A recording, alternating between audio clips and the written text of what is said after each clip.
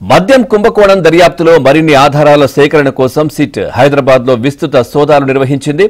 సహనిందితులు డిస్టిలరీల యజమానులతో భేటీలు జరిపిన ప్రాంతాలను గతంలోనే గూగుల్ చెక్అవుట్ ద్వారా గుర్తించిన సిట్ శనివారం ఆ ప్రదేశాలను ప్రత్యక్షంగా పరిశీలించింది. ఈ క్రమంలో జగన్ కుటుంబానికి చెందిన భారతీ సిమెంట్స్ కార్యాలయంలోనూ అడుగుపెట్టింది.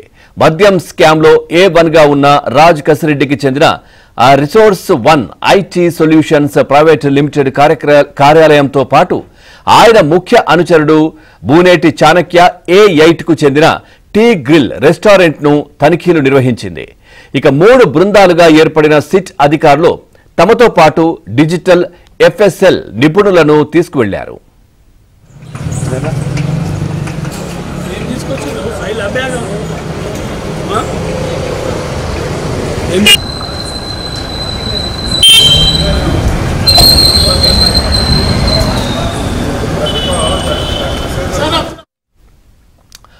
భారతీ సిమెంట్స్ శాశ్వత డైరెక్టర్ బాలాజీ గోవిందప్ప పలువురు డిస్టిలరీల యజమానులతో సమావేశమైన ప్రదేశాన్ని సిట్ ఇదివరకే సాంకేతిక ద్వారా గుర్తించింది.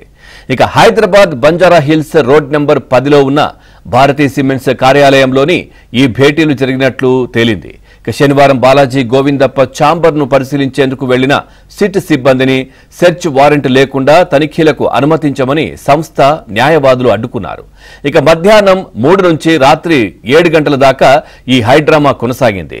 సిట్ అధికారులు గోవిందప్ప ఛాంబర్ను పరిశీలించి సహాయకులను విచారించి వివరాలు తెలుసుకున్నారు. ఆయన మీటింగ్ హాల్ను పరిశీలించారు.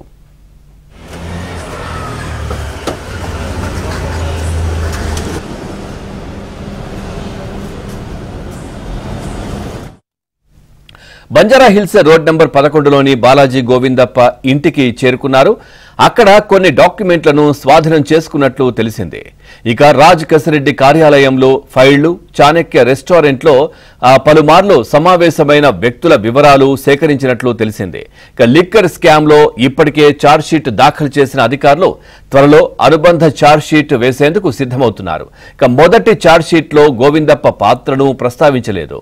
ఇక రెండో ఛార్జ్షీట్లో ఆయన పాత్ర తగిన ఆధారాలు చూపించే ప్రయత్నంలో భాగంగానే సోదాలు చేపట్టినట్లు తెలిసింది.